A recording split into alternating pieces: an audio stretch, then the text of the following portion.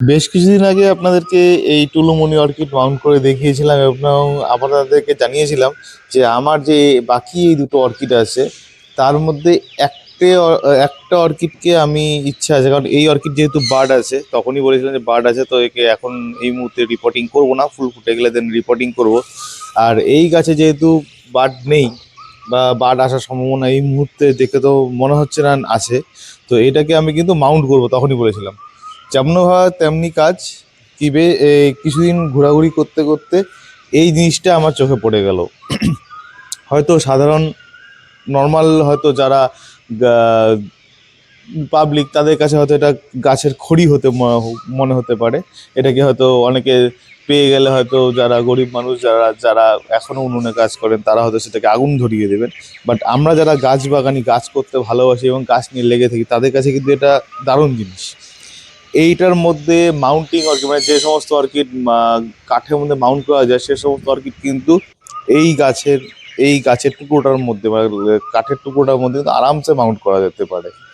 চলুন দেখা যাক কীভাবে আমি মাউন্টিং করি, সেটা আপনাদের দেখিয়ে দিচ্ছি। এবং এই প্রসেসে করলে কিন্তু আপনিও আপনার বাড়িতে আরামসে যে কোনো অর্কিড মাউন্ট করে নিতে পারেন। যে কোনো অর্কিড বলতে গেলে যে সমস্ত অর্কিড মাউন্টিং করা যায়, ডেনড্রোবিয়াম যেমন মাউন্টিং করা যায়, টুলুমনি মাউন্টিং করা যায়, কিছু কিছু ফিলোনপসিস আছে যেগুলো মাউন্টিং করা যায়, কিছু কিছু ক্যাটেলিয়া স্পিসিস আছে যেগুলো মাউন্টিং করা যায়। এরকম বহু গাছ আছে, যেমন এয়ার প্লান্ট যেগুলো থাইলেন্সিয়া টাইপ, সেগুলো কিন্তু এই এই সমস্ত কাঠে কিন্তু মাউন্টিং করা যায়। তো কথা না বাড়িয়ে মাউন্টিংয়ে দিয়ে আগানো যাক। প্রথমে এই কাঠটাকে নিয়ে আপনাকে চিন্তা করতে হবে কি করে আমি গাছটাকে মাউন্ট করব। তার জন্য একটু কষ্ট দিতে হবে গাছকে। গাছটা যেহেতু আগে জলে ভিজানো ছিল, এর আগেও দেখিয়েছিলাম, তো গাছটা বের করে প্রথমে দেখে নিতে হবে যে কোথায় মাউন্ট হবে। তা আমার এই জায়গাটা খুব সুন্দর মনে হচ্ছে আমার কাছে, তা আমি এখানেই ওকে সেট করব ঠিক এইভাবে, এবং এখানে তার লাগিয়ে হ্যাং করে দেব। তাতে মোটামুটি কিন্তু একটা শেপ আসছে। এখন কথা হচ্ছে এইটাকে একটু শেপ দেবো, কারণ এই শেপটা হয়তো অড লাগতে পারে একটু, তাই ভাবছি এটাকে আড়াআড়িভাবে এখান থেকে কেটে দেবো। তো কাঠের কাজ করতে হবে, আবার কাঠ মিস্ত্রি হয়ে যেতে হবে। চলুন তাহলে একে কেটে নিয়ে যাক, দেন আপনাদেরকে দেখাচ্ছি কেমন লাগছে। আগে কেটে নিই, কারণ কাটার প্রসেস দেখিয়ে তো লাভ নেই, কাটাটা প্রায় লোকই জানেন যে কীভাবে কাটতে হয়। তো কেটে নিই, দেন দেখাচ্ছি আপনাদেরকে। এই দেখেন মোটামুটি আমার কাটা কমপ্লিট হয়ে গেছে। কাটা মানে এখান থেকে এটাকে আলাদা করে নিয়েছি, একটা শেপ আনার চেষ্টা করছি। তো এর মধ্যেই আমি এখন টুলুমনি গাছটাকে সেট করব। এই পিছন দিকে অনেকটা ছেড়ে দিয়েছি এবং সাথে একটু আঙুলও কেটে গেছে। যাই হোক, ওটা কোনো ব্যাপার না, একটু কাটতেই পারে, কাজ করতে গেলে একটু হতেই পারে, যেহেতু আমাদের অভিজ্ঞতা কম আমার বিশেষ করে, তো তার জন্য একটু হয়েছে। এইবার হচ্ছে গাছটাকে সেট করা। সবার প্রথম নর্মালি টপ থেকে বের করে নেব, পট থেকে, নেট পট থেকে, এবং একটু স্প্যাগনাম মস, মানে আমি বলছি না যে স্প্যাগনাম মস লাগবে, বাট আমার কাছে যেহেতু আছে তাই সামান্য, একদম দেখি বুঝতে পারেন, একদম সামান্য পরিমাণে স্প্যাগনাম মস এখানে দিয়ে নিচ্ছি। স্প্যাগনাম মসে এমনি কোনো কাজ নেই, জাস্ট ওর কাজ হচ্ছে ময়েশ্চারটাকে বজায় রাখা। যেহেতু যারা মনে করেন গাছকে সময় দিতে পারবেন, প্রায় রেগুলার বেসে জল দিতে পারবেন, তারা স্প্যাগনাম মসটাকে স্কিপ করবেন, কারণ স্প্যাগনাম মস থেকে কিন্তু গাছের ক্ষতিও হতে পারে। কারণ ওরা অনেকটা মানে জল ধরে রাখে, তো জল বেশি ধরে রাখলেও কিন্তু গাছের ক্ষতি। জল যেমন কম দিলেও ক্ষতি, বেশি ধরে রাখলেও ক্ষতি। তো যাই হোক, এই আমার গাছটাকে এইভাবে সেট করব। এর জন্য সেই যে আপনাদের দেখিয়েছিলাম জালের সুতো, সেই জালের সুতোটা ইউজ করব। তো এটাকে দিয়ে এটাকে এখান এই পাশ দিয়ে বেঁধে দেব, এখানে ক্রস করে বেঁধে দিয়ে দেন এইভাবে ক্রস করে বেঁধে দেবো। চলুন বেঁধে নিই, দেন আপনাদেরকে দেখাচ্ছি।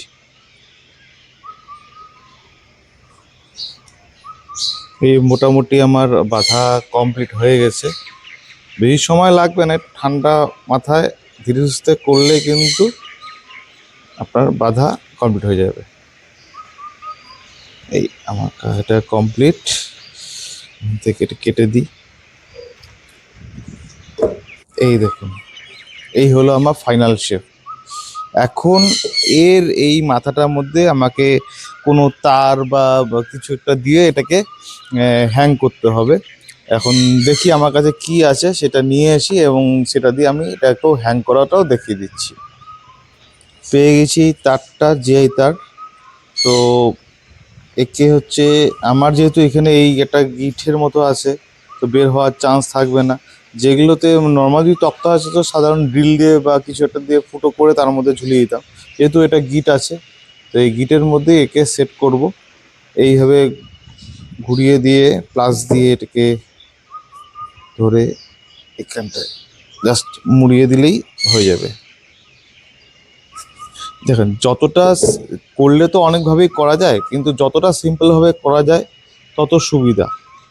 তাতে কি হবে, আপনার সময়টাও বাঁচবে এবং গাছেরও স্ট্রেসটা কম হবে। এই যে মনে করেন ওকে আমি টপ থেকে উঠালাম, কিছুটা হলে তো স্ট্রেস পেয়েছে, যাতে সেই স্ট্রেস থেকে এদের রিভাইভ করতে সুবিধা হয় এবং খুব অল্প সময়ের মধ্যে স্ট্রেস মুক্ত হয়। তার জন্যই কিন্তু যতটা সিম্পলভাবে করা যায় চেষ্টা করতে হবে, ততটা সিম্পলভাবে করার সিম্পল উপায়। আইয়া, এখনই কিছু একটা হয়ে দেখলেন, এই এখন বলতে বলতে কিন্তু বেশি টাইট দিতে গিয়ে এটা একটু ঝাটকা খেয়ে গেল। তো যখন এটাকে কমপ্লিট করে নিয়ে দিন দেখাচ্ছি আপনাদেরকে। এই দেখেন লাগানো কমপ্লিট হয়ে গেছে। আজকে একটা জিনিস জানতে পারলাম বা শিখতে পারলাম বা বুঝতে পারলাম, যেটা আপনাদের সাথেও শেয়ার করতে চাই। আপনারা কোনো দিন যদি মাউন্ট করেন, যারা নতুন বাগানি আমার মতো, যারা নতুন করছেন, যারা পুরনো তারা তো অবশ্যই জানেন বিষয়টি, যারা নতুন তাদের উদ্দেশ্যে বলছি, যদি আপনারা কোনোদিন এইভাবে মাউন্ট করতে চান এই প্রসেসে, এরকম কাঠের মানে সরি গাছের ডালের পুরনো ডালের মধ্যে অথবা কাঠের টুকরোর মধ্যে মাউন্ট করতে চান, সবার আগে কিন্তু এই হুকটাকে লাগানোর চেষ্টা করবেন। সেটা ফুটো করেই হোক বা এইভাবে পেঁচিয়ে মরিয়েই হোক। কারণ এইটুকু আমি বুঝতে পারলাম কাজ করতে গিয়ে, যদি আগের থেকে সেট না করেন তাহলে গাছের মধ্যে কিন্তু আরও বেশি স্ট্রেস পড়ার চান্স থাকে। তো যাই হোক, আমি কষ্ট মষ্ট করে এটাকে করে নিয়েছি, কিন্তু অতটা ভালো হয়নি। নেক্সট টাইম একটু ভালো করার চেষ্টা করব। তো এইভাবে যদি আপনি মাউন্ট করে নেন, আশা করছি আপনাদেরও গাছ খুব সুন্দরভাবে হবে এবং খুব ভালোভাবে হবে। এর তো আগেই বলেছিলাম, এর কোনো আইডি নেই।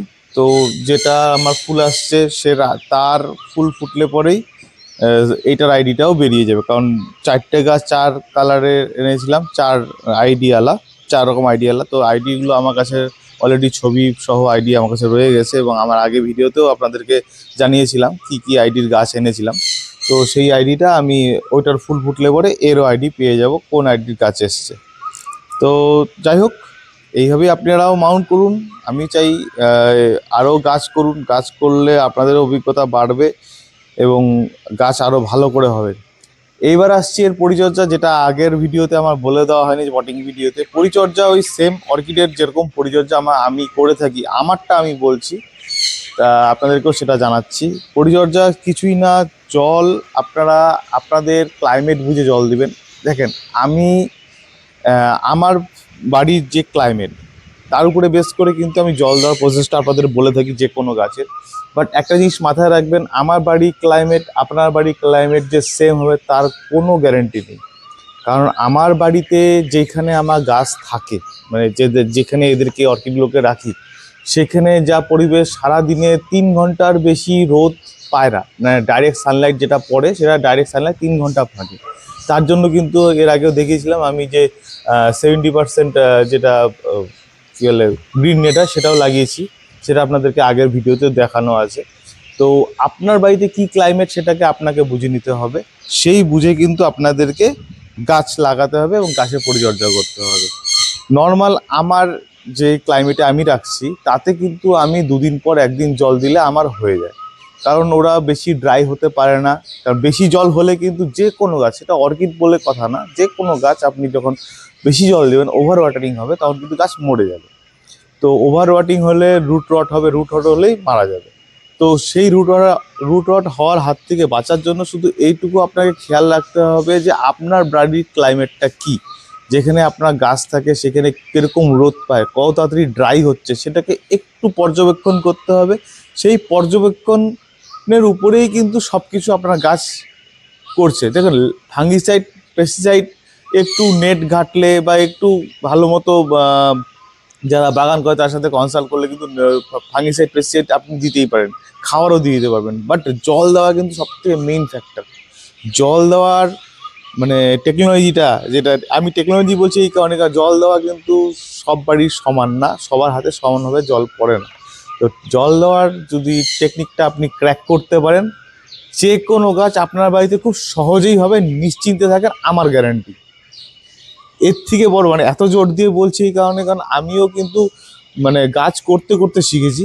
গাছ একবারে যে শিখেছি তা না, গাছ কিছু হাতে মারাও গেছে, খুব খারাপও লেগেছে, বাট পিছিয়ে যায়নি।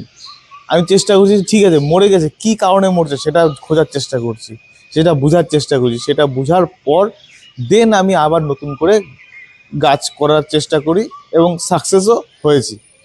তাই আপনাদেরকে এটাই রিকোয়েস্ট, আপনার বাড়ির ক্লাইমেটটা আগে আপনি বুঝে নেন।